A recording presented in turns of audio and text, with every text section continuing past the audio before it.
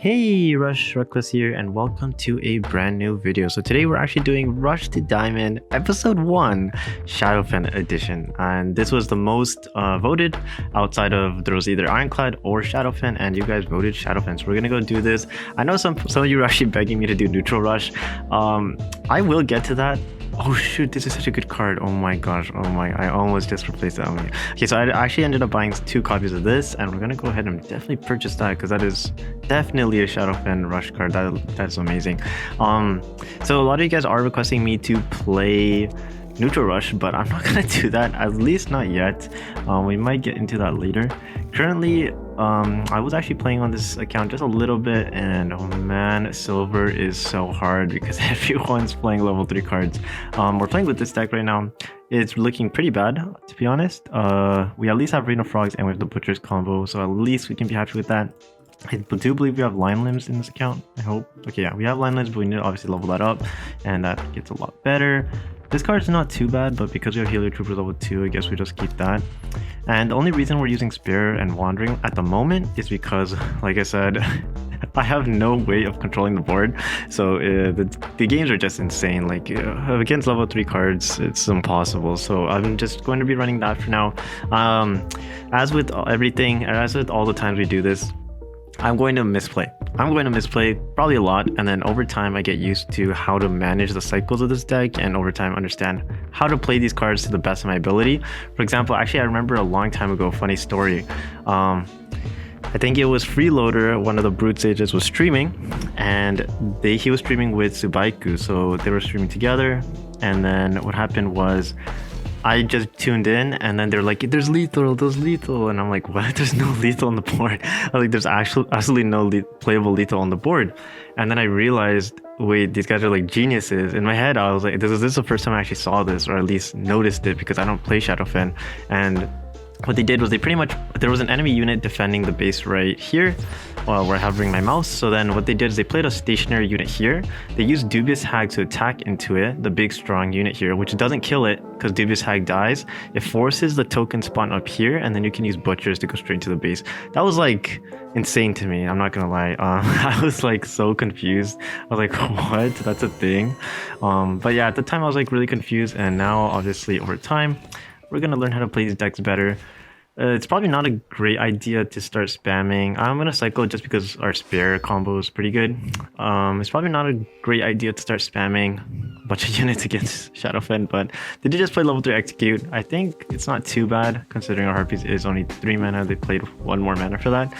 At the same time, that was our most value play, so we're just gonna go ahead and do that. Soul Crushers. It's not very nice. I wish we had a way to attack that. That really sucks. So it gets some bonus value, but that's okay. We can actually go ahead, and we have a really nice hand, to be honest. So it's tricky because there's different ways of playing this. I actually don't like, you could cycle this out, or you could technically play Gifted Recruits first and then cycle later. Also level 3 Gifted, that's crazy. I use Fusion Stones just for that. Okay, so since we got this play, I guess I'll go ahead and do this, but it is a little bit risky, just a little. Not completely though, so I think this is fine. And I'm really hoping obviously Spirit goes up. Yeah, this is so far not looking too bad. Faithless Prophets is actually insane in Rush because it's kind of like Devastators, but to a lower degree. The fact that it converts, like, it's actually could be really good for you because converting means you could find some sneaky lethals. Converting also means, see, like, this is probably a misplay. I feel like they should have done it on the GP here. So what was I saying? Okay, the sneaky lethals, you could also convert from like across the map poison just to grab some kind of front line. Like, there's all kinds of really interesting plays you can do with that. So right now, this thing is going to get too big. I don't really like that, to be honest. I'm gonna end up just clearing it. Yeah, I think that's fine, but I'm actually gonna play Gifted first, and then this is like kind of iffy, but I think I'm gonna cycle out Butchers. I don't see myself needing this card for a while, and at least Summon has some value to it, so yeah, we'll go ahead and do that. Okay, so already, technically I should have already known this Harpy was coming, because we did play Harpies. Wait, what? What did we play? We played Harpies with GP. Wow, we drew GP way earlier than expected, actually, never mind. But yeah, we definitely should have expected this because this makes sense. Now some Militias drawing back with these two. So it makes a lot of sense. Oh, Curse of Strength. At least we get 3 damage though, and we have frontline, so not the end of the world. at the end of the world. So you could, this is a little difficult, but because yeah, I don't really like this hand actually. I'm better off top decking for Dubious Hags. I'm gonna go ahead and cycle this, even though you could keep it and then play instead of playing Lawless Herd. But okay, so interesting. Okay, actually, never mind. No, Dubious Hags was miscounting mana, or oh no, I'm not miscounting mana because it's 3 mana. Okay, whatever. We're gonna go ahead and actually play this into this, which is kind of weird, into this. I don't know, I'm really hoping that we don't get punished for this, because if we don't get punished, we can maybe sneak in a lethal. So it sounds like a lot of fun doing that. I don't even know. I'm going all over the place with my ideas, guys. I'm sorry about that, but yeah, the Dubious, like when I mentioned the Dubious Hags thing, that was pretty funny to me because I was so confused as to like how that ever worked. I really did not expect that play that was happened so randomly. So obviously we get 1 damage in, and then this stays at 1. That means we also have a Butcher's play, but to be honest, that's probably the worst thing I could do. We're gonna end up taking this 3. They also run Execution level 3, which means if I play Faithless here, it's gonna die. But that really is our best play. Yeah, this is not looking good. Not looking good, but I really do think this is our best play at the moment, even though they're gonna Execution that for sure, and then we don't get the spare value with Worms, so I mean, it's not looking too good. But I think we can still make this work. Maybe. This is the problem. See, they're all running, every single one of their cards is level 3. Just keep that in mind. It's really hard.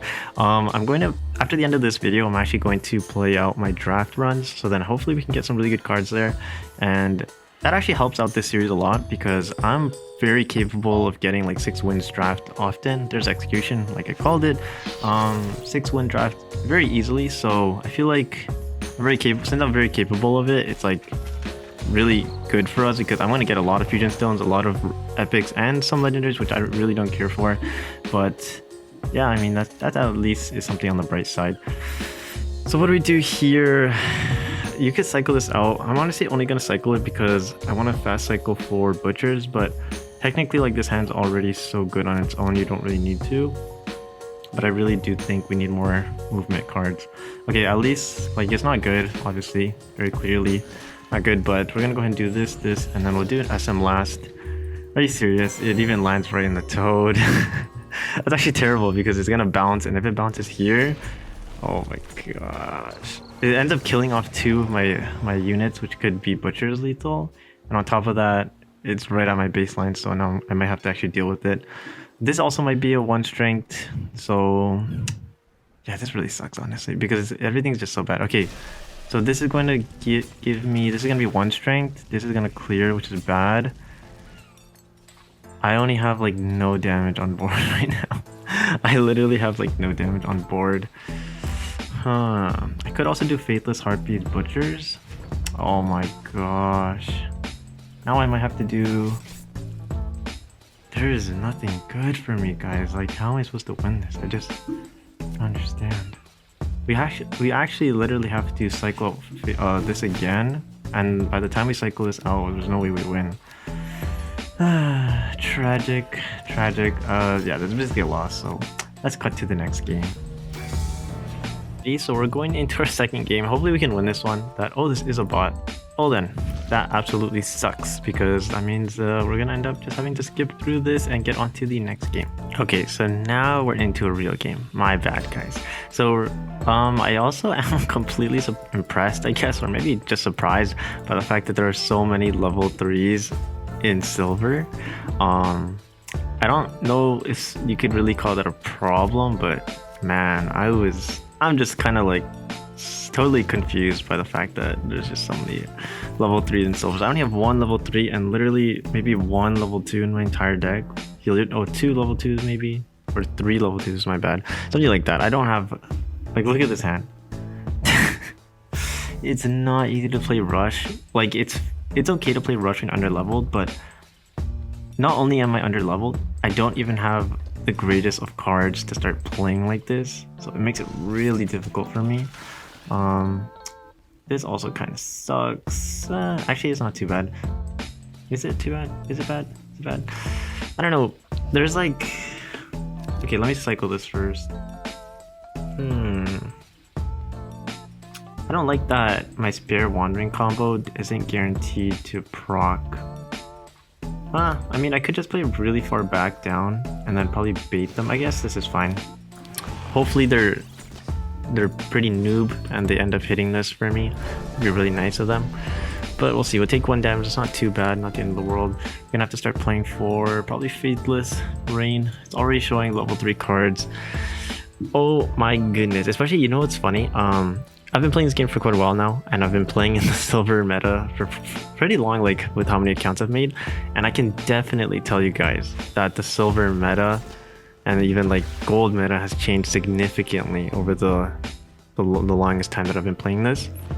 And what I mean by that is, it's just absurd to me that people got a lot better, and not just better, but I'm also talking in the sense that people understand strategies better. Like, but back then, people would play some really high mana cost cards, but like you wouldn't see people playing unstable build, gifted recruits, even overcharges. You'd see them playing like delegators and like temple guardians, and like that was the silver meta. So I'm not entirely sure what caused this change. It could just be the fact that strategies have been developing for a while now, and perhaps even like Stormbound RTD is being more recognized, and those guides there and the... Oh my goodness. The guides there. Oh my, what a misplay too. It's gonna hit... this is... Actually, it's hard to say it's a misplay because this thing's gonna walk to my base in 2 turns and I'll die. So I don't know how I feel about that. But on the bright side, we can actually maybe win. So we're gonna just have to go for all in at this point. So depending on where do I want my dubious tags here, right? If I play it here, there's a 50-50 lands here or here. If I play it here, then there's a 50-50 here or here, which is actually better. Yeah, dubious tags definitely has to go here. So I'm gonna play Healer Troopers over here, and I'm definitely gonna play dubious tags here, because this line is already gonna be blocked. Like the way the board's being positioned, they're gonna attack into here, and then this top left is already blocked. So I'm really hoping I could top right, do something top right. So obviously this dubious tags bouncing down is completely fine. It also gives me +1 on my butchers, or at least that's you know, the hope. If they end up blocking, so realistically from the enemy's point of view, they don't need to do anything that's like over pushing for damage. All they really need to do, overcompensating for damage, they really just need to position something stationary here or here if they're assuming that this dubious tag lands down. But the safest position is right here.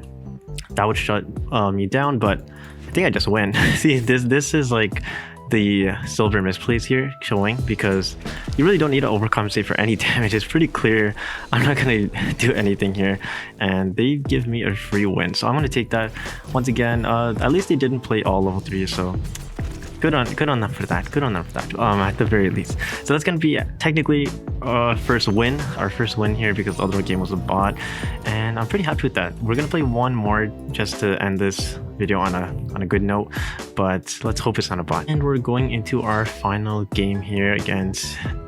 I'm not gonna even bother pronouncing that actually, but I wish you the best of luck. Okay, Saber Paws. Like, this is what I'm saying, guys. You would never see a Saber Paws in this rank. Obviously, I'm going to assume they have been in gold last season. That's what dropped into silver. But nonetheless, you don't see this card being played at all at that rank. So it's kind of crazy to me. But anyways, that's just how the game is. Okay, we're gonna go ahead. So I could trade here 1 for 1, but the problem is this Dubious Hag token might spawn down, and then obviously it's going to go into my base. I could actually instead set up for a Butcher's play by playing like Rain of Frogs and hoping at least 1 goes here. Okay, that kind of sucks because 2 went, which means they're going to perfect trade. I was really hoping, like, ideally that only 1 lands here, and then I could end up keeping this at 1 strength and then perhaps pushing forward, and then, you know, Butchers into base, something like that. There's always these little strategies that can maybe change the game, but oh wow, see, this is also a good idea. So this is good that I didn't end up killing it, because if I ended up killing it, oh my gosh, Butchers is actually pretty good here. Butchers is like insane here. I really don't like Harpies. I think it's my worst card to play. Actually, is it? Because I might even you can technically consider playing... Yeah, actually, maybe not, because I'm probably going to just Butcher's next turn, if anything, and at that point, Healer Troopers is actually my worst card, or even Faithless, but I'm definitely going to play Harpies, I think. Harpies, Lawless works. Lawless is technically better in terms of, because it's level 2 at this point. So I'm going to play Lawless first. Basically, by playing your cards first, you're hoping that it redraws back into your hand sooner. So I'm going to play it first and play Harpies after. And then that pretty much not guarantees, but it increases the chances of me drawing back Lawless before I draw back the Harpies. Wow, that is quite the impressive play they got going there. They went straight for a butcher, not butcher, sorry, true shot post. Now I obviously can clear that with my butchers, which looks like the really safe play, to be honest. I also want to point out that I'm very sure that my next card is spare. If I'm correct, I'm not entirely sure, but I have good reason to believe that. So I'm actually gonna go ahead and play. I don't think this position matters too much. Yeah, I can go ahead and play it on this side. Yeah, the other way, we're just gonna definitely butcher this turn, just because one, it clears that and it does a little bit of damage to their base. Barely any, but you know, a little bit's better than nothing. We're actually going to end turn here because we're going to draw spare next turn. There's our spare. Okay, so I was actually wrong. There was a 50-50 between gifted and spare there. Or not 50-50 exact, but pretty accurate on the spot here. Gifted recruits. I have to keep track of all my cards. Once you get more used to... Oh man, it's going to be a problem. Is it going to be a problem? This is only for 3. Yeah, it's probably going to be a little bit of a problem. Different ways to play it. That's kind of what I'm thinking of. I actually think I'm just going to play aggressive here. I think that actually is a play. I'm actually going to play Wandering Worms right after I play Spare, because this way, once again, I'm going to draw back Wandering before I end up drawing back. Okay, I'll actually cycle here because I did play Gifted here. So by playing it like this, I'm kind of in a sense comboing them together, and then when I draw back my cards, I'm really hoping that I draw them in this order for the next time. They might be out of order, but for the most part, it's pretty accurate in the sense that these should be drawn before the gifted, or at least that's the hope, right? So, Flaming Stream, what? No one plays this card. Okay, it worked out for them. Unstable build, that is a terrible position. This is the silver showing right now. So this is a terrible position because, okay, it's gonna take 3, so it's gonna stay at 2, and I can keep a top left unit right here, and then I'm pretty happy with that. Now I really wish I didn't top cycle out the Faithless, but I did.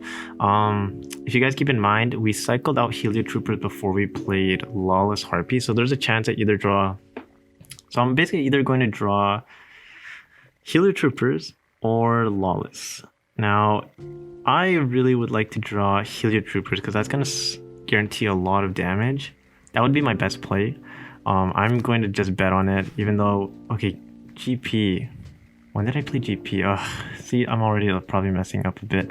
That's okay. We're going to go ahead and play Dubious first. GP here, just to not block myself.